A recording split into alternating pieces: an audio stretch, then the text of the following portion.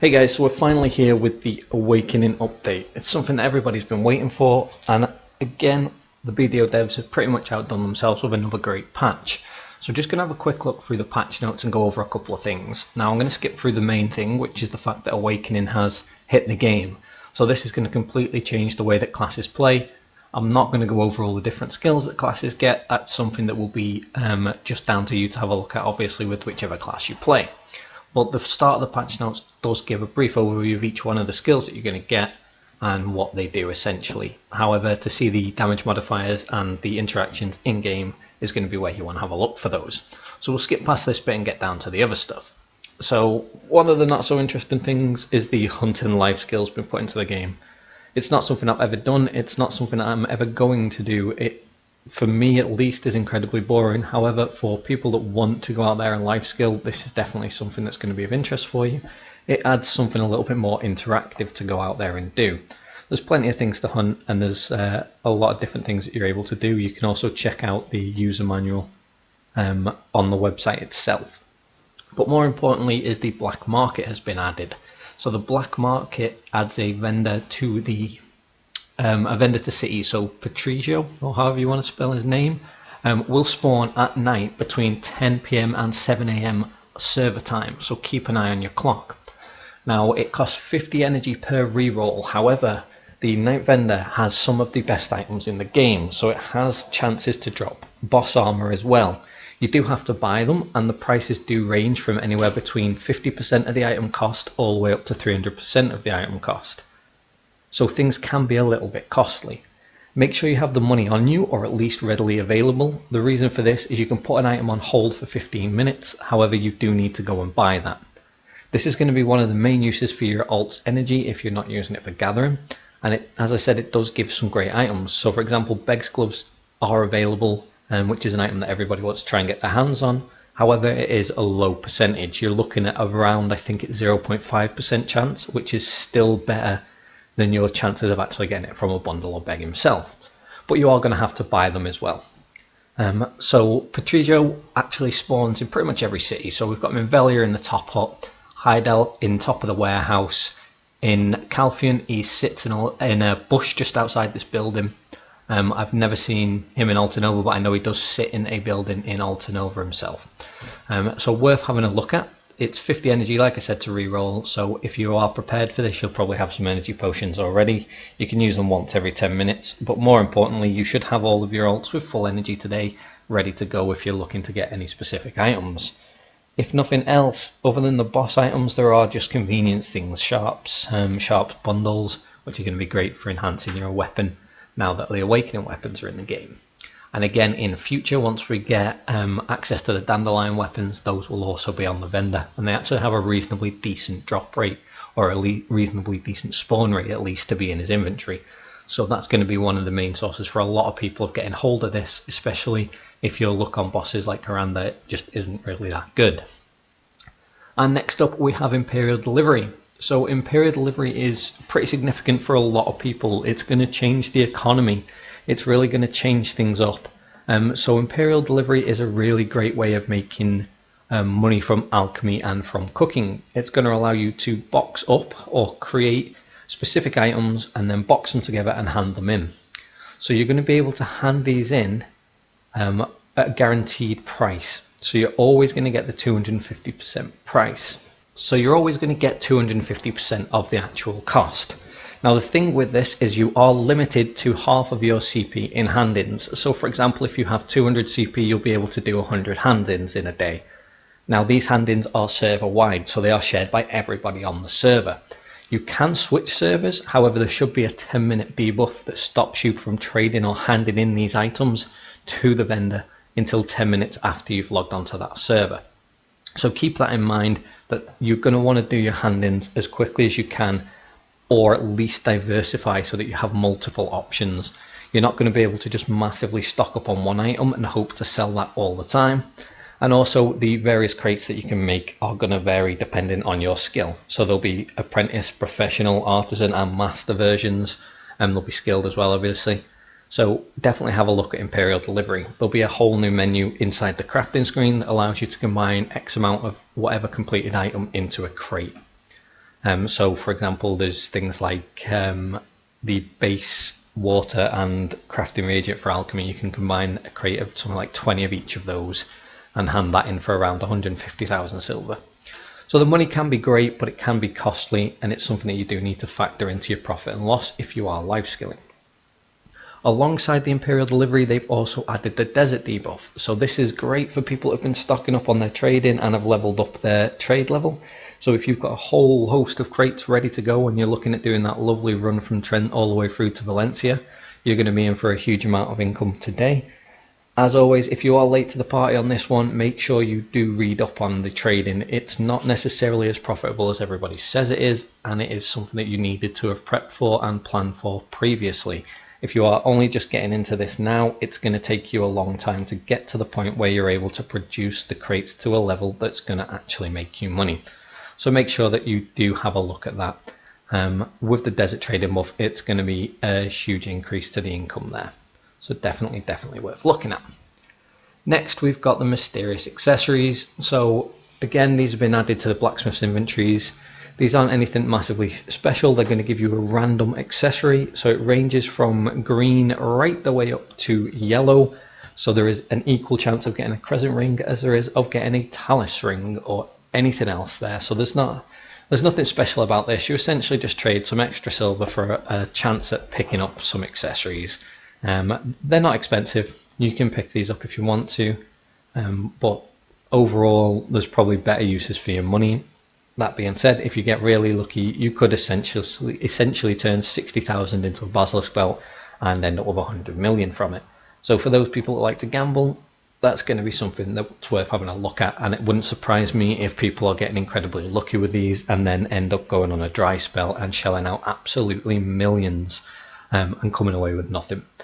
So keep that in mind. It is a gamble. As with everything in Black Desert, there's RNG involved and it will always be stacked against you. So the chances of getting something like a basilisk belt for 60,000 silver, you're looking at less than 1% chance. It's not something that I'd potentially be throwing my money at. However, knowing me, I'll inevitably get around to throwing something at it just for a look at it. Next up is the contribution point increase. So the max contribution is now up to 400 contribution points. This is huge. This allows you to massively improve your node empire and improve your passive income. So if you are up to date and you are keeping on top of your CP, then congratulations. If like the rest of us though, you are massively far behind and you've still not even hit that soft cap of 260, we've got a long ways to go. Thankfully the CP dishes were added in the last patch, which means that pretty much everybody should be cooking massive amounts of food while they're AFK. However, this probably isn't the case, and the main reason for this is that the devs have decided in their infinite wisdom to keep giving us hot time event, which means that people can't pull themselves away from fishing because that's guaranteeing them around 7 to 8 million, if not more, per night while they're asleep, and using that time instead to cook for some CP gains, for some small CP gains, because you need a huge amount of the dishes for it to be actually worthwhile turning in, means that people really aren't progressing their CP as quickly. This event, hands down, is just diminishing the economy. It's dropped the relic price significantly. It's also contributing to memory fragments continuously being at a lower price, but that's a rant for another day. Contribution increase overall though, fantastic for those people that are life skilling and passively building up their empires. This is going to hugely help with you in the long run. It means that those gains now are going to continue to develop and you're not going to feel stagnated at all. You're going to be able to keep on pushing forwards. Mount changes. This is something that everybody's been looking for. Nobody knows the actual rates that we've got on Xbox because nobody will tell us. Despite asking the devs, nobody wants to tell us, and I don't think they know either. Chances are it's something that we're not going to know for a little bit longer. However, we now have also confirmed access to obtaining tier 6 and tier 7 horses, or at least the rates have been increased. So people have had them previously, however the rates have now been increased to a point where we can also obtain tier 6 and tier 7 more readily available. So expect to see a lot more horses around. People that have been invested their time into horse trading are going to have a field day with this. If they've already bred their horses before the patch, they're probably not going to be very happy. However, I know that a lot of the guys in Alpha saved up their breeding ready for once the patch has hit. So hopefully there'll be a lot more tier 6 and tier 7 horses available and a lot more available on the marketplace for us to pick up. Me personally, I've never done horse training, I've never bred horses. I might have a look at it at some point in the future, but for right now I'm going to be focusing on potentially sniping a tier 7 horse with decent skills once they're available. This is more than likely going to come from somebody in the guild, so fingers crossed that everything goes to plan there. Next, there has been a change to the Worgen nest. So Worgen nest wasn't 100% whether this was going to be the best or the worst grind spot. Now, the thing to know about the Worgen nest is it is a relatively good Blackstone grind spot. However, there are still better places to grind. What I would say is have a look at these notes to see what's available there. So you do have things like the Asula and the Rakaba, but more importantly, like I said, it is a Blackstone grind spot. So it is worth having a look. Don't forget as well that if you are going there, there is also the Colossal Stone Worgen, and it does have a chance to drop the Seraph's Necklace, along with some other stuff too. So overall, it might make it a better grind spot than it was previously. However, I don't really see Worgen's Nest being contested that often. It's just not a nice place to grind. A lot of people really don't like grinding that. However, the fact that they've changed the HP and the AP on these to greatly increase them, at least on the Mutant Worgens and the Colossus Stones, means it could be a little bit more dangerous for people as well. But give it a test, have a look at it and see how you feel about it after you've taken a closer look and spent a couple of hours grinding there for yourself. Now, I know this video is getting on quite long now, but what I'll do is I'll keep going through the next couple of things and then I'll leave the rest of it down to you guys to read up. So there are quite a few class changes and some other changes to the game. However, these are the last couple of sort of major changes on there. So the life skill changes. They've increased the amount of experience you're going to gain through hunting, training and farming. Because hunting is new as well, they've thought that they'll increase the rate so it helps you to boost it up quickly to catch up. Fishing has also become easier with seagull fishing. So basically these seagulls are going to hover over schools of fish. When you go out to fish there, as long as you're master 1, you'll be able to see the seagull hotspots and you'll be able to profit from those, which means that active fishing is going to be much more profitable for people. Monster changes, there isn't anything huge about this. They have changed some of the attack patterns on things like Viragi, Kelkus, Dimtree, Blackmane and some other rubbish that nobody ever really bothers killing. Nothing significant there. Item changes, they have changed some of the descriptions. There's nothing huge. They're just here to stay clear basically. They're looking for transparency in the game. So the item changes, the Golden Pig's Blessing and the Asulas, they've just changed some of the tooltip descriptions. Quests and knowledge changes. So in Medaya there are the scroll quests, and the scroll quests will reduce your ammo by 1 whenever you buy them, but these are going to be available for you to pick up as well. Again, nothing huge there in terms of quests and knowledge changes. There are little things, but there's nothing massively significant. The Pearl Shop changes. So they've added the discount coupon function to the game. So these will sometimes be sent out to us, which is pretty nice. Essentially, what they're going to do is give us coupons that gives us something back when we pay more into the game. So it's a little bit of a double-edged sword. If you're not somebody that wants to spend on the game, then you're not really going to be incentivized by this. If you are somebody that does spend reasonably often on the game, so on a month-to-month basis, then it is going to be something that's going to be nice to have.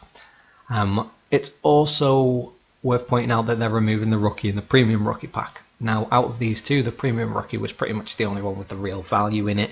That's going to come off the market on the 5th of June, so it's something that you want to have a look at if you haven't already got it.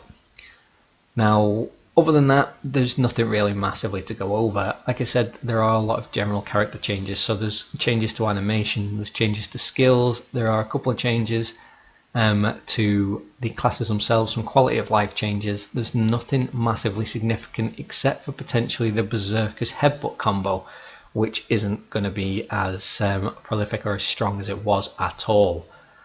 So that's something that people are going to want to pay attention to. Zerkers that have been spamming the Headbutt combo, they're really not going to be in the best spot. However, those Zerkers that learn the class and understand how to play the class on a better, higher level are going to have a field day now awakening to there. Nothing massively important to point out about the others, and then there's an extensive list of other changes. So those are the patch notes, guys. I know this video was a lot longer than I'd intended it to be, but the patch notes are also quite a bit longer than I thought they were going to be. The changes in the game are all welcome changes. We've been waiting for the Awakening for a long time now, and I for one am really glad that this is in the game. Any questions, as always, put them in the comment section, and if you are new to the channel, please hit that subscribe button. I'll have a lot more sort content coming over the next week. I'm looking to produce a lot of the Awakening videos, so the skill builds, the animation cancels, combos, everything you're going to need on the Sorc side of things, and then following on from that, I will be looking at the Musa side of things as well, just like I did with the pre-Awakened stuff. So if you do have any suggestions or any requests, don't hesitate to drop them in the comment section.